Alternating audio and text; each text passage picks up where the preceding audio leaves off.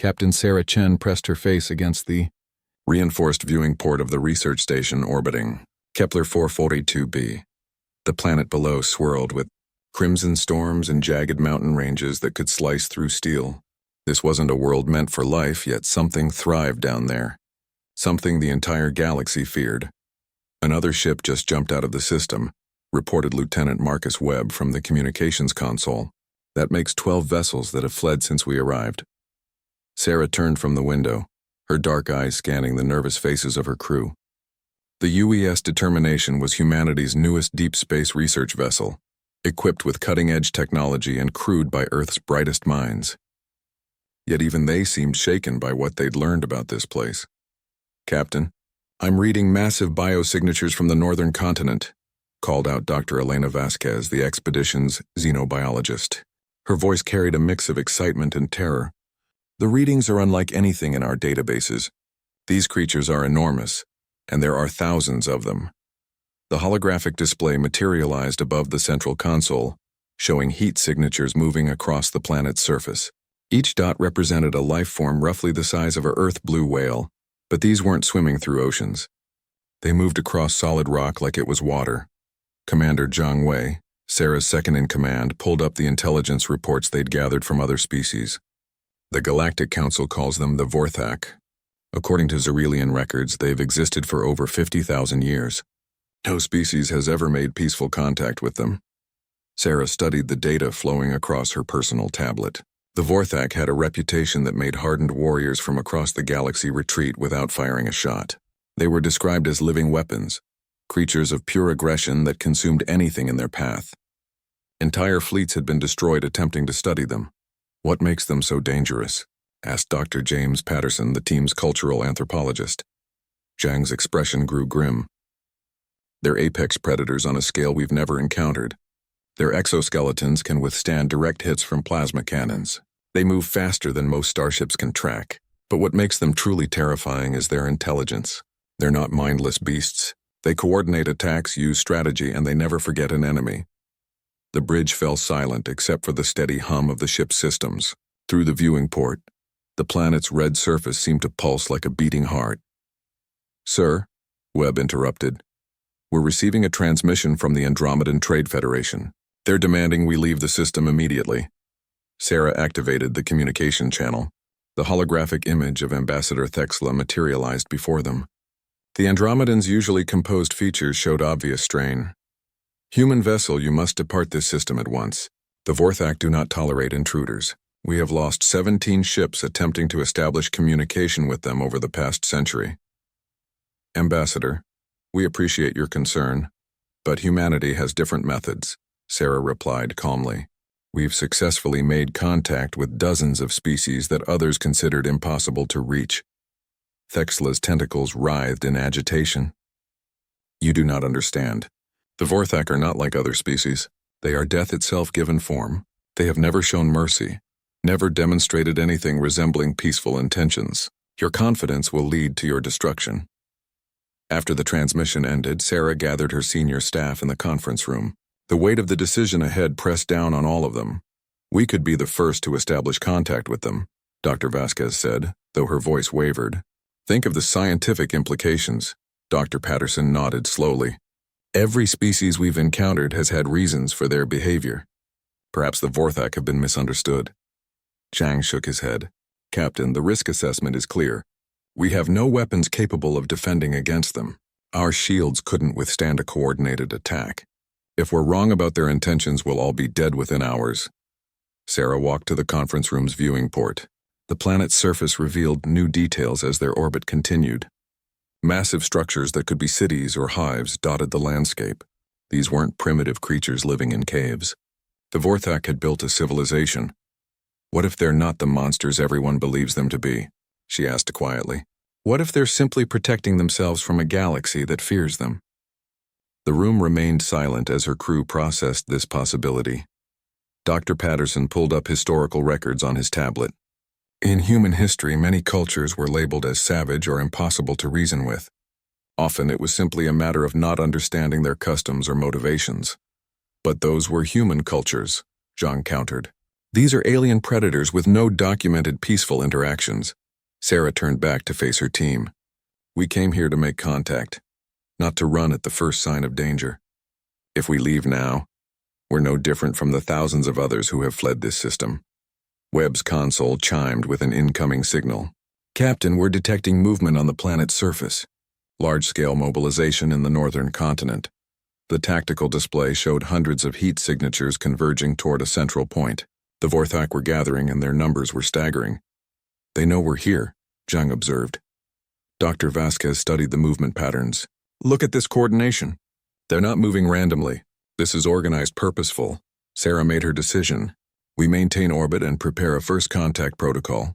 I want detailed scans of their settlement patterns and any technology signatures we can detect. Captain, Zhang said carefully, if we're going to do this, we need a backup plan. These creatures have destroyed ships much larger than ours. Then we don't give them a reason to see us as a threat, Sarah replied. We approach this as scientists and diplomats, not as conquerors or threats.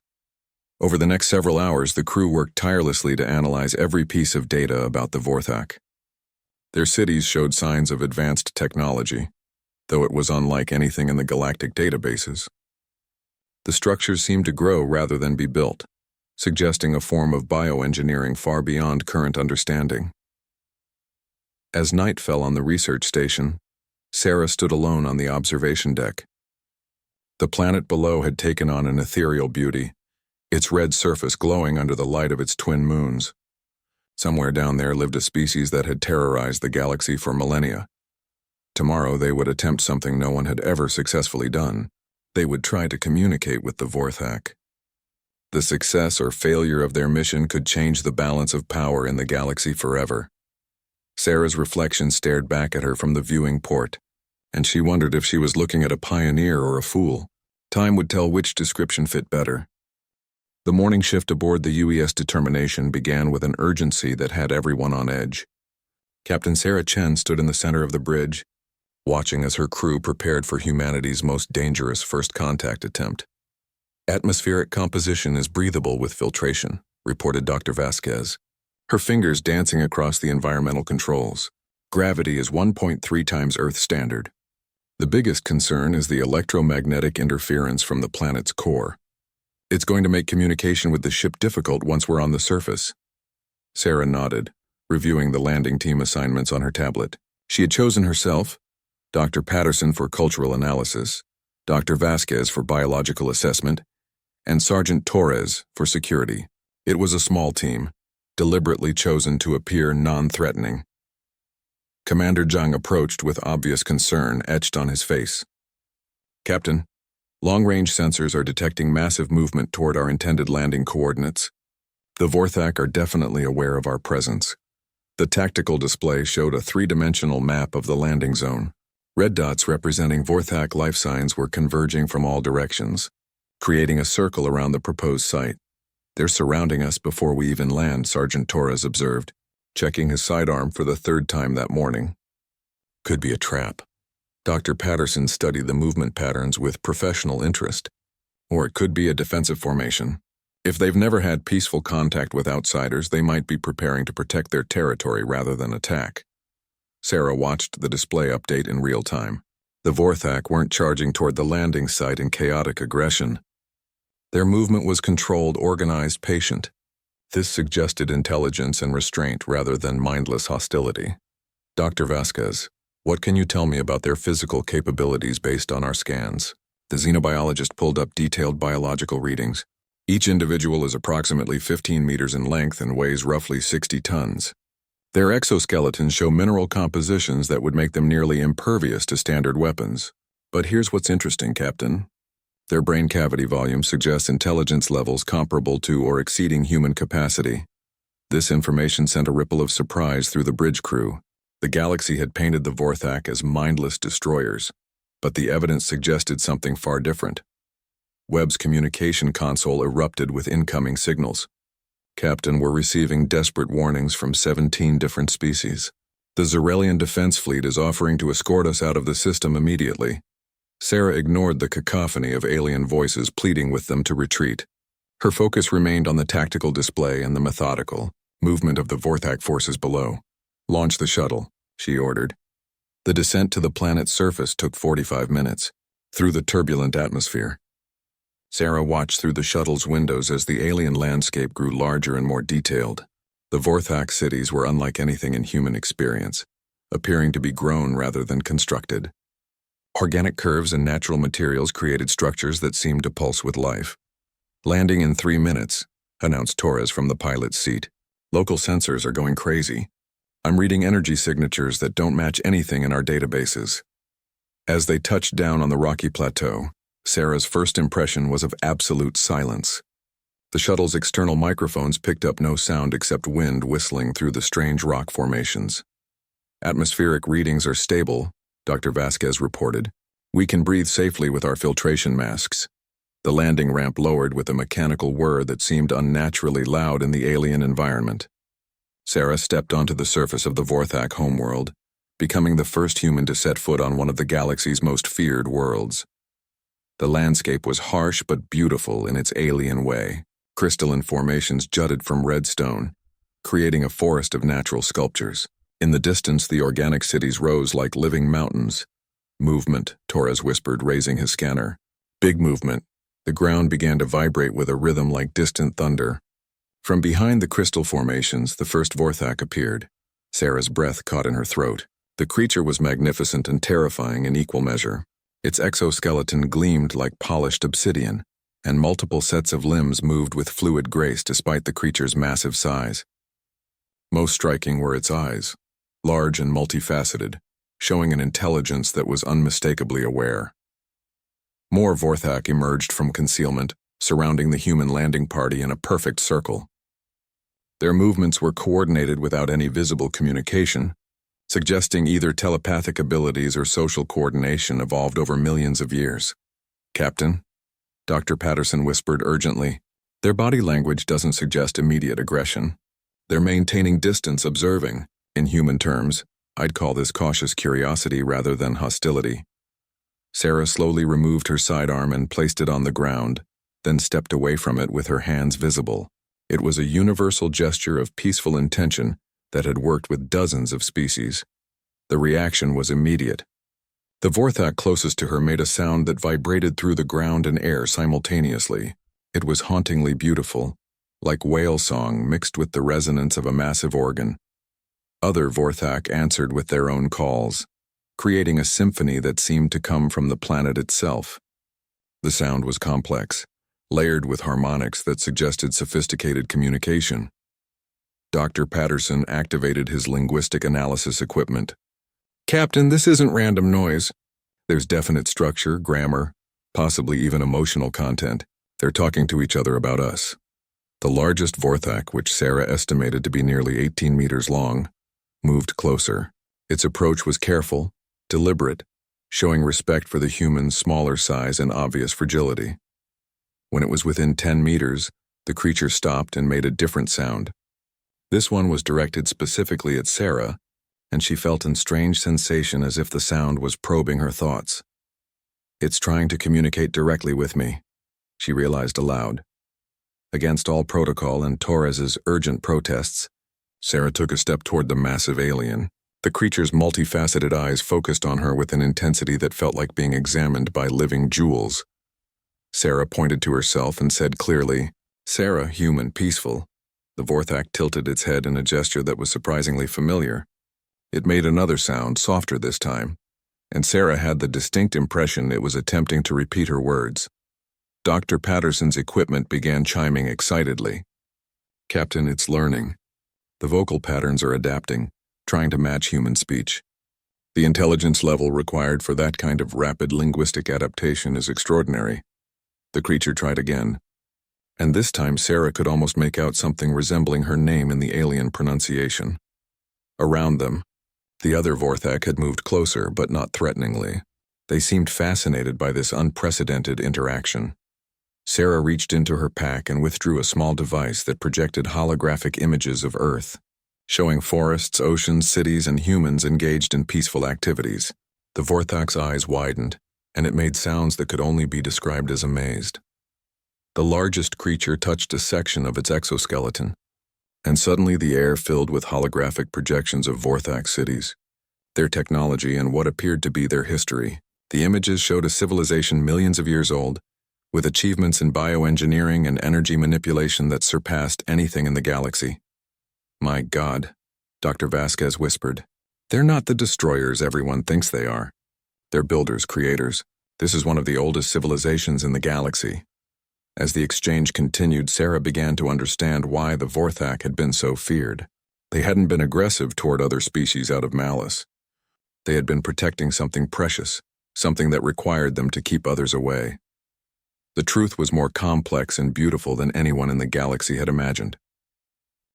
The holographic projections from the lead Vorthak continued to unfold around Sarah and her team, revealing the true history of one of the galaxy's most misunderstood species. Images of ancient conflicts showed the Vorthak not as aggressors, but as defenders protecting something of immense importance. Dr. Patterson's linguistic equipment had been working overtime, and he finally looked up with excitement. "Captain, I'm starting to understand fragments of their communication. The large one has been trying to tell us something crucial. Its name translates roughly to First Guardian or Prime Protector. The Vorthak leader, apparently understanding that the humans were beginning to comprehend, created new holographic displays. These showed a massive structure deep beneath the planet's surface, pulsing with energy that seemed to connect to every living thing on the world." "That's incredible," Dr. Vasquez breathed, studying her scanner readings. "The energy signatures are off the charts. Whatever that structure is, it's been generating power for millions of years without any apparent fuel source." Sarah stepped closer to the First Guardian, her scientific curiosity overriding her caution. "What are you protecting down there?" The massive creature seemed to understand her intent even without sharing language. It gestured with one of its smaller limbs toward the holographic structure, then to itself, then to Sarah. The meaning was clear. It wanted to show them. Sergeant Torres immediately objected. "Captain, this could be a trap. We'd be going underground with creatures that could crush us accidentally." But Dr. Patterson was already analyzing the cultural implications. "In every projection they've shown us, the Vorthak are portrayed as guardians, not conquerors. Their entire society seems built around protection and preservation." The First Guardian made another sound, and this time Sarah could almost understand it. The creature was asking for trust, something that no species had ever given the Vorthak before. Sarah made her decision. She activated her communicator, though the signal was weak due to the planet's electromagnetic interference. "Commander Zhang, we're going to accompany our hosts to an underground facility. Monitor our life signs as long as you can." Zhang's voice crackled through the static. "Captain, that's extremely dangerous. We have no way to extract you if something goes wrong." "Understood. But we might be on the verge of the most important discovery in human history." The First Guardian led them toward what appeared to be a natural rock formation. As they approached, the stone itself seemed to recognize the Vorthak's presence and began to shift, revealing a tunnel large enough for the massive creatures to pass through comfortably. The journey downward took over an hour, descending through passages that glowed with natural bioluminescence. The walls showed evidence of incredible age, with layers of rock telling the story of geological epochs. But interwoven throughout were signs of Vorthak engineering, so seamlessly integrated that it was difficult to tell where nature ended and construction began. "These tunnels are works of art," Dr. Vasquez observed, running her hand along the smooth walls. "They've created a perfect synthesis between their technology and the planet's natural systems." As they descended deeper, the air grew warmer and filled with a strange energy that made Sarah's skin tingle. Her scanner readings showed increasing levels of unknown radiation, but nothing that appeared harmful to human physiology. The tunnel finally opened into a cavern so vast that their lights couldn't reach the far walls. But they didn't need artificial illumination. The entire space was filled with a soft, pulsing glow that emanated from an enormous structure at the center of the chamber. Sarah's breath caught in her throat. Rising from the cavern floor was what could only be described as a living building, its organic curves and surfaces pulsing with the same rhythm as a heartbeat. It was beautiful beyond description, like a cathedral made from living crystal and flowing water. "My God," Dr. Patterson whispered. "What is it?" The First Guardian approached the structure and placed one of its limbs against the surface. Immediately, the entire chamber filled with new holographic images, but these were different from the previous projections. These showed the galaxy as it had been millions of years ago, before most of the current civilizations had evolved. The images revealed a cosmic disaster, a dark energy wave spreading across the galaxy, consuming entire star systems and leaving nothing but empty space in its wake. Worlds died, species were extinguished, and civilization after civilization fell to this spreading darkness. But then the projections showed the Vorthak's response. They hadn't fled from the darkness or tried to fight it with weapons. Instead, they had created this structure, a massive repository that could preserve the essence of life itself. Dr. Vasquez's scanners were going wild. "Captain, this thing is storing biological data on a scale I can't even comprehend. Genetic patterns, consciousness patterns, entire ecosystem blueprints. It's like a backup system for all life in the galaxy." The first Guardian made sounds that Dr. Patterson's equipment translated as urgent communication. "It's trying to tell us that the dark energy is returning. The Vorthak have been preparing for its second coming, but they can't do it alone anymore." Sarah stared at the living structure, beginning to understand the magnitude of what they had discovered. This is why they've been so aggressive toward other species. They weren't trying to conquer or destroy. They were protecting this repository, the most important structure in the galaxy. More Vorthak entered the chamber, and Sarah realized that this was a sacred gathering place for their entire species. Each creature approached the central structure and touched it, adding their own life experiences and knowledge to the vast repository. The first Guardian created new projections showing the current state of the galaxy. Dark energy readings were beginning to spike in distant sectors, indicating that the cosmic threat was indeed returning. "How long do we have?" Sarah asked. The mathematical projections that appeared in response made her blood run cold. The wave of destruction would reach inhabited systems within 50 standard years. Dr. Patterson looked up from his linguistic analysis. "Captain, it's asking us to help them. The repository needs to be connected to life forms from across the galaxy to be complete. They've been gathering biological and consciousness data for millions of years, but they need active cooperation from all sentient species to make it work." Sarah understood the implications immediately. The Vorthak hadn't been humanity's enemy. They had been preparing to save everyone, including species that feared and attacked them. "Why didn't they try to explain this before?" she asked. The first Guardian's response, translated by Dr. Patterson, was heartbreaking in its simplicity. No one ever stopped to listen. The projection showed attempt after attempt by the Vorthak to communicate with other species, only to be met with fear and violence. Eventually, they had given up trying to explain and had simply focused on completing their mission, even if it meant being hated by the very civilizations they were trying to save. Sarah stepped closer to the living structure, feeling its energy wash over her. "What do you need from us?" The answer came not in words but in direct understanding, as if the repository itself was communicating with her. The Vorthak needed humanity to serve as ambassadors to the galaxy, to help them contact other species and convince them that cooperation was the only way to survive what was coming. But first, they needed to prove that such cooperation was possible. They needed to demonstrate that the most feared species in the galaxy could work alongside others. As Sarah touched the surface of the repository, she felt her consciousness expand, briefly connecting with the vast network of knowledge and life force stored within. In that moment, she understood not just the Vorthak's mission, but their profound loneliness. For millions of years, they had carried the burden of protecting all life in the galaxy, while being rejected and feared by those they sought to save. They had become the universe's lonely guardians, watching over a treasure that no one else knew existed. When the connection faded, Sarah found tears on her cheeks. The first Guardian watched her with what she now recognized as hope, the first hope their species had felt in millennia.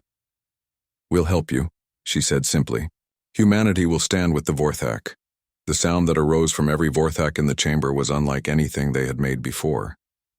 It was a harmony of joy, relief, and gratitude that seemed to make the very walls of the cavern sing in response. 3 weeks after first contact, the UES determination had become the center of the most important diplomatic gathering in galactic history. Captain Sarah Chen stood in the ship's expanded conference bay, watching as representatives from 12 different species arrived via shuttlecraft. The reactions to humanity's announcement about the Vorthak had been explosive. Half the galaxy thought the humans had been brainwashed or corrupted. The other half was desperately curious about what could have changed the relationship with the most feared species in known space. Ambassador Thexla of the Andromedan Trade Federation materialized first via holographic projection, her tentacles writhing with nervous energy. Captain Chen, the Andromedan Council demands to know how you have survived extended contact with the Vorthak without being devoured. Before Sarah could respond, the distinctive harmonic communication of the First Guardian filled the conference room. The massive Vorthak had agreed to participate via a specialized communication link that Dr. Patterson and the Vorthak engineers had developed. Together, the translated words appeared on screens throughout the room. We greet the gathered peoples with peaceful intentions. We ask for your trust and understanding.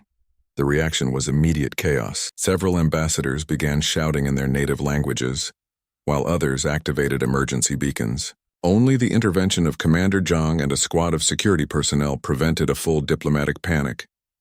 Please, Sarah called over the commotion. Allow us to show you what we've learned. The holographic displays that had become standard in human Vorthak communication began to fill the conference room. But these were enhanced versions, edited and compiled by Dr. Patterson to tell the complete story in terms that each species could understand. The images showed the ancient galaxy, the approaching darkness, and the Vorthak's desperate preparation. But more importantly, they showed the price of continued isolation. Mathematical models demonstrated that without cooperation, the returning dark energy would consume 70% of all inhabited worlds within a century.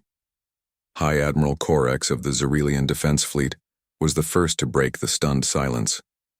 These projections show the end of civilization as we know it. If they are accurate, we have no choice but to consider this alliance. Ambassador Yithka of the Silicon Collective added her metallic voice to the discussion. Our computational analyses confirm the mathematical models. The energy patterns described match quantum signatures we have detected in deep space. Dr. Vasquez stepped forward with her biological assessment. The repository we've examined represents technology beyond anything in our current understanding. It's not just storing genetic information. It's preserving the actual essence of consciousness itself. The First Guardian's communication system activated again. We do not ask you to trust us based on our words alone. We offer proof of our intentions. The holographic display changed to show current Vorthak activities throughout their territory. Instead of the military buildup that most species expected, the images revealed massive construction projects. The Vorthak were building evacuation centers and refugee facilities on hundreds of worlds. For the past 1,000 years, the translated message continued. We have prepared sanctuaries for all species, even those who have attacked us. When the darkness comes, these facilities will protect any who seek shelter. Ambassador Thexla studied the projections with obvious skepticism. Why should we believe that creatures who have destroyed so many ships would suddenly become our protectors? Sarah had anticipated this question. Because they never destroyed ships without provocation. Dr. Patterson's analysis of Vorthak defensive actions over the past century shows a clear pattern. They only attacked vessels that posed direct threats to their protected worlds or the repository. Dr. Patterson activated his cultural analysis files. In every recorded encounter, the Vorthak attempted communication first.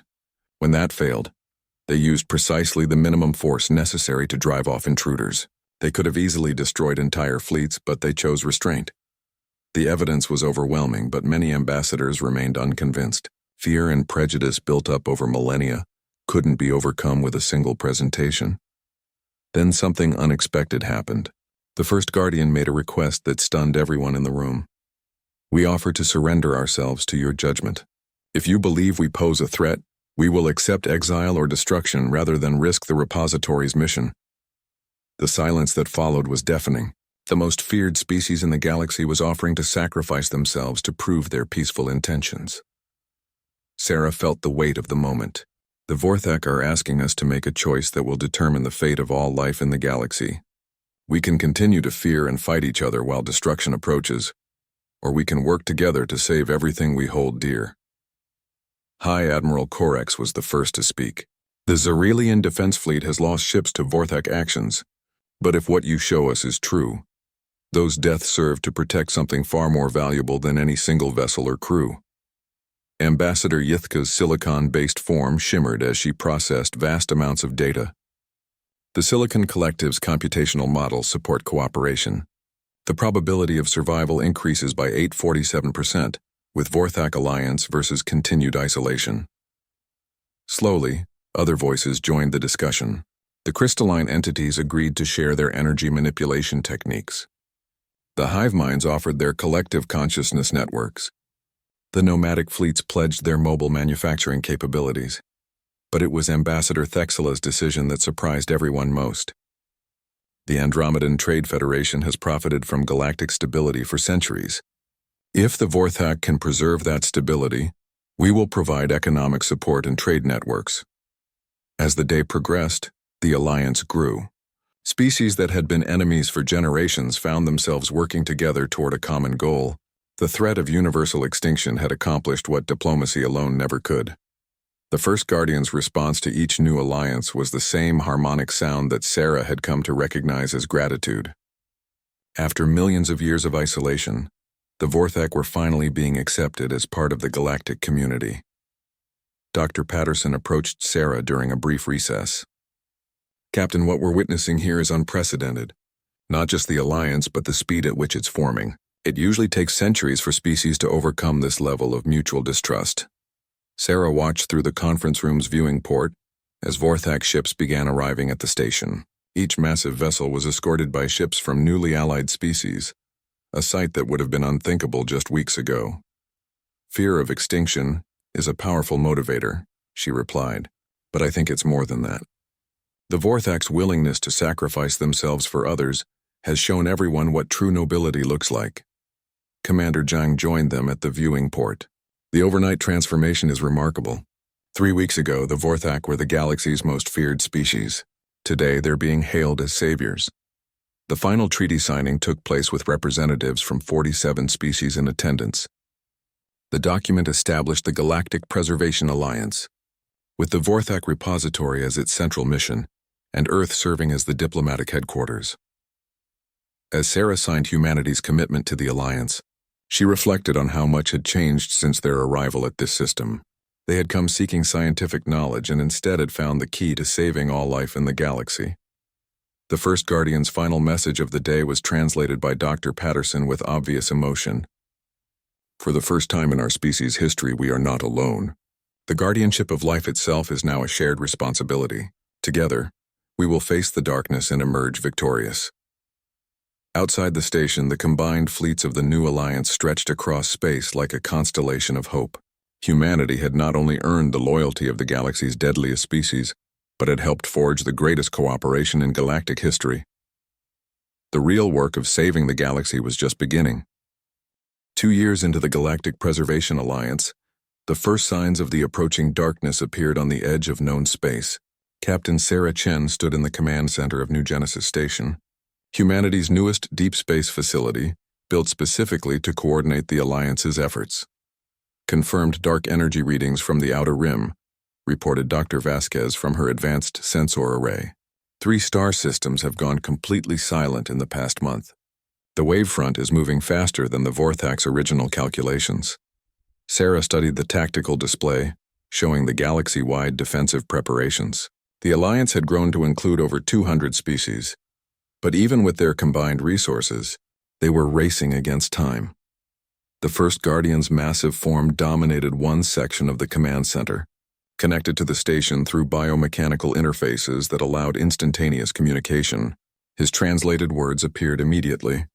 "The darkness has learned from its previous passage. It adapts to our preparations." Commander Zhang approached with a datapad full of construction reports. "The evacuation facilities are 78% complete. The Vorthak bioengineering teams have worked miracles, but we still need at least 6 more months to finish the critical systems." Through the station's viewing ports, Sarah could see the impossible sight that had become routine over the past 2 years.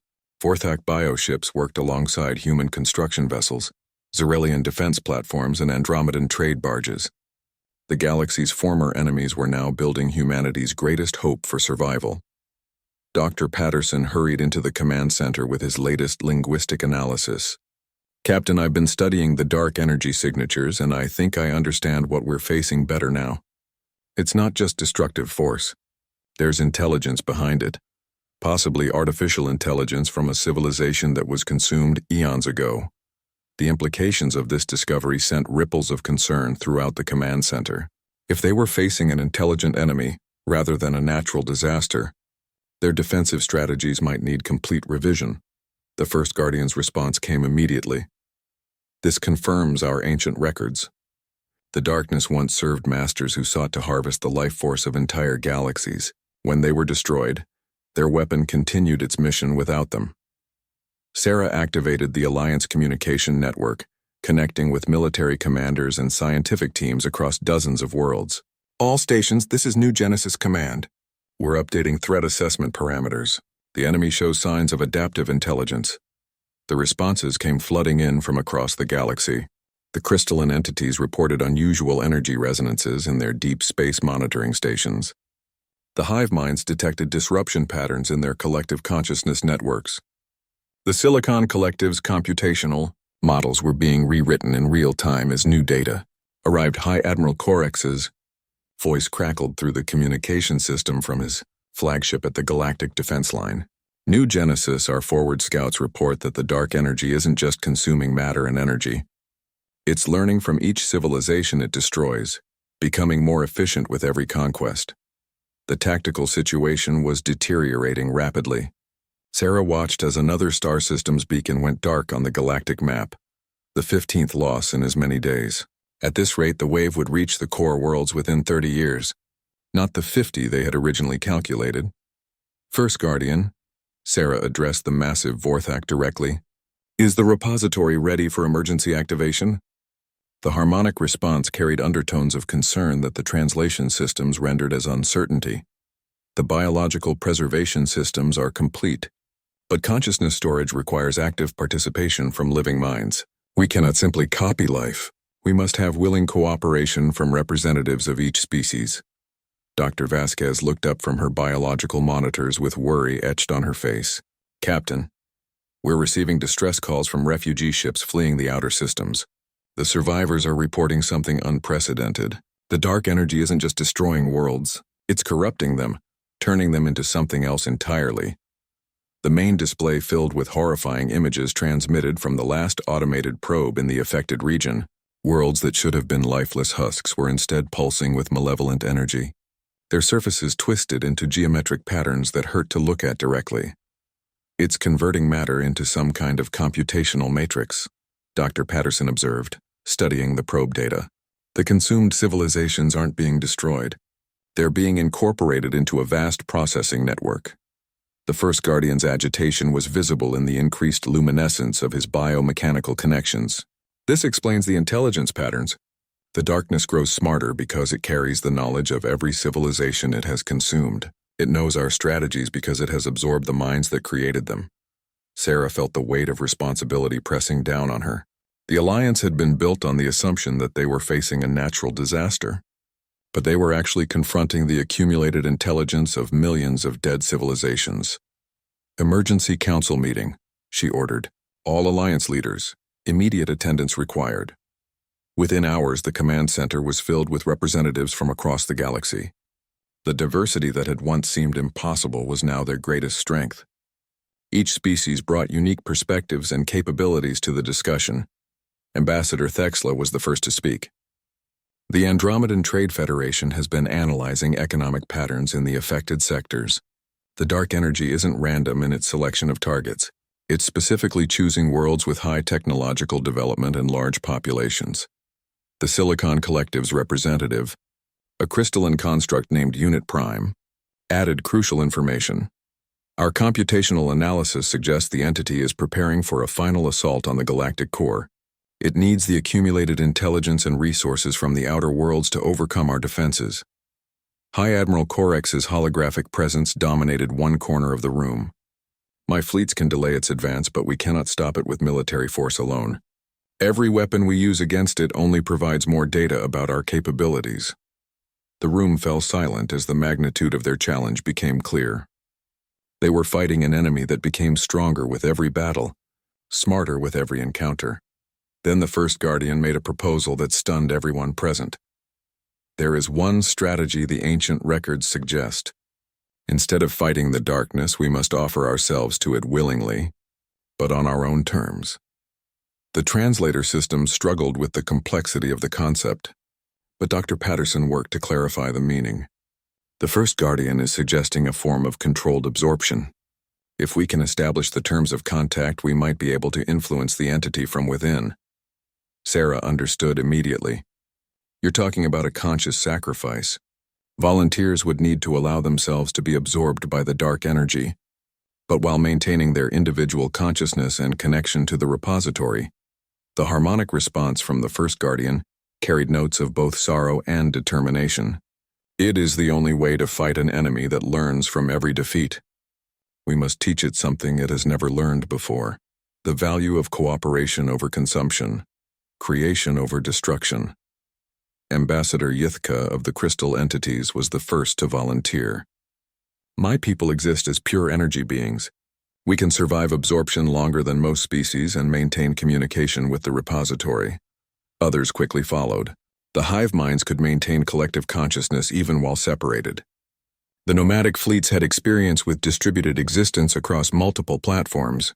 Humanity offered its adaptability and problem-solving instincts. But it was the Vorthak's contribution that would make the plan possible. The first guardian explained that their species had been preparing for this moment for millions of years. They had developed techniques for preserving consciousness even under the most extreme conditions. We will anchor the network, the first guardian declared. Every volunteer will maintain connection to the repository through us. When the time comes to teach the darkness a new way of existence, we will have an army of consciousness within its own structure. Sarah looked around the room at the faces of species that had been enemies just years before, now united in the most dangerous mission ever attempted. This isn't just about survival anymore. We're trying to redeem a weapon that has consumed countless civilizations. Dr. Patterson was already working on the technical details. We'll need to establish quantum entanglement networks between all volunteers and the repository. The consciousness transfer protocols will require precise timing and perfect coordination. As the meeting concluded, and representatives returned to their worlds to prepare, Sarah remained in the command center with the first guardian.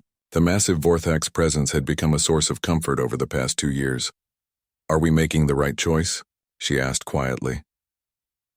The first guardian's response carried the weight of millions of years of guardianship.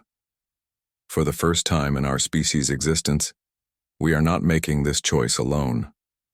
Whatever happens, we face it together. Outside the station, the combined fleets of the Alliance began their final prepara. The day of the final confrontation arrived with an eerie calm that stretched across the galaxy. Captain Sarah Chen stood on the bridge of the UES Determination, now serving as the flagship for humanity's contribution to the most desperate gamble in galactic history. 3 years of preparation had led to this moment. The dark energy wave had consumed nearly half the galaxy, but its advance had slowed as it approached the core worlds. Intelligence gathered from absorbed civilizations had made it cautious, aware that something unprecedented was waiting for it. All volunteer consciousness networks are online, reported Dr. Patterson from his expanded linguistic and neural interface station. We have active connections with representatives from 847 species across 12,000 worlds. Sarah watched the tactical display showing the massive, dark energy front approaching their position. Behind them lay the core worlds and the Vorthak repository, now expanded to include consciousness preservation technology from every allied species. The first guardian's presence filled the bridge through biomechanical interfaces that had become as familiar as any human crew member. His translated words carried a mixture of anticipation and ancient sorrow. The moment our species has prepared for across millions of years is upon us. Today, we discover whether cooperation is stronger than consumption. Dr. Vasquez, monitoring the biological systems throughout the Alliance fleet, looked up with determination in her eyes. All species report ready for consciousness transfer. The quantum entanglement networks are stable, and the repository is prepared to receive and maintain 847 different forms of awareness. The dark wave reached the outer edge of their defensive perimeter, and immediately the nature of their enemy became clear. It wasn't a simple destructive force, but a vast computational matrix composed of the absorbed knowledge and consciousness of countless civilizations. Its intelligence was staggering, and its hunger for more knowledge and life force was insatiable. "It's probing our defenses," Commander Zhang reported from Tactical, "but not with weapons. It's trying to understand our technology and social structures before it commits to an attack." Sarah activated the Alliance-wide communication network. "All volunteers prepare for voluntary absorption. Remember, your mission is not to fight the darkness but to teach it. Show it what it means to create rather than consume, to cooperate rather than dominate." The first wave of volunteers began their approach toward the dark energy field. Ships from across the galaxy, each containing representatives who had volunteered to sacrifice themselves for the possibility of redemption, moved forward with steady purpose. As they made contact with the dark matrix, something extraordinary happened. Instead of being instantly consumed and processed, the volunteers maintained their consciousness through their connections to the repository. Their individual awareness remained intact while they experienced the vast network of absorbed civilizations.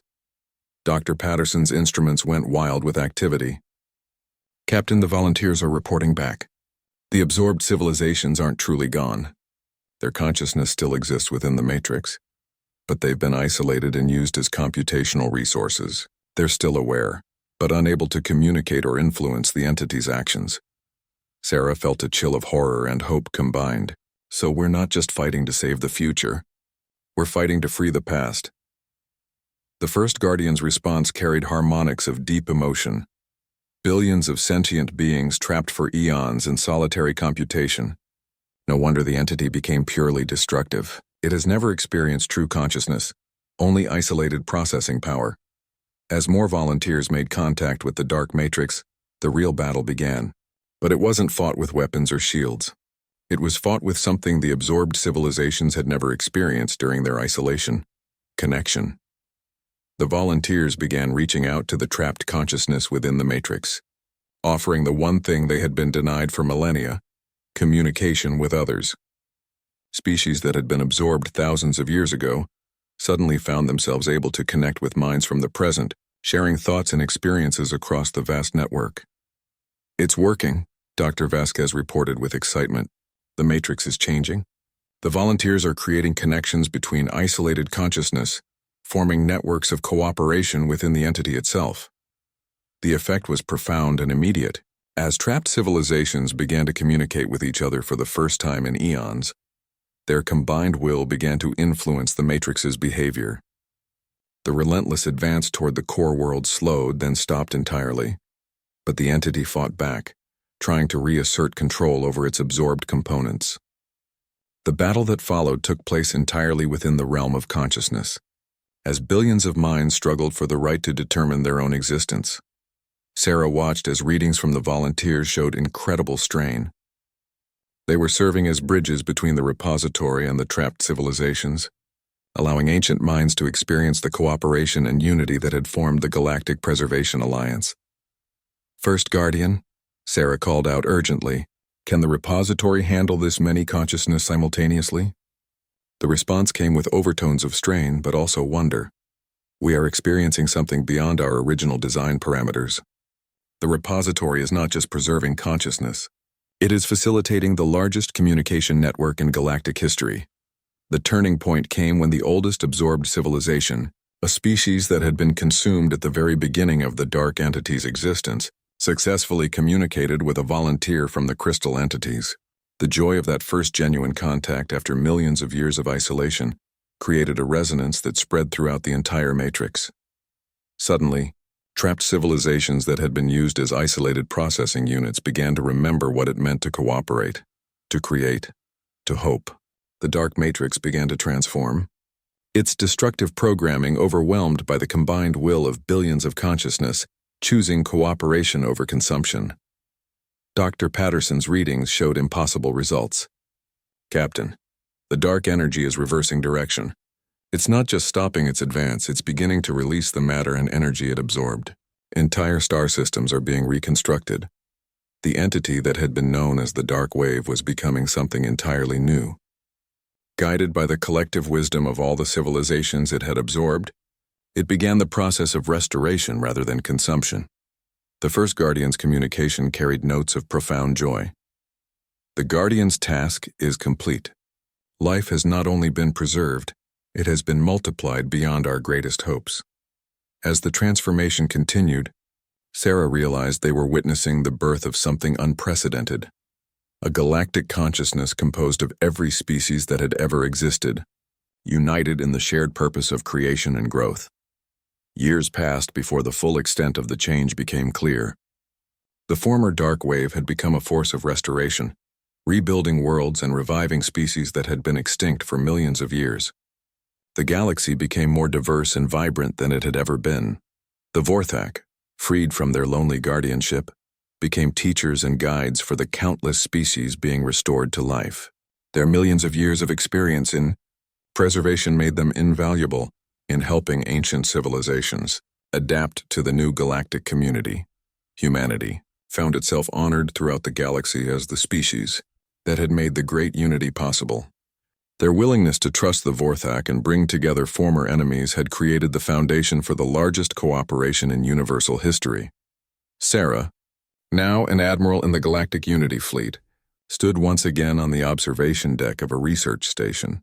But this time, instead of looking down at an unknown world, she gazed out at a galaxy alive with countless civilizations working together.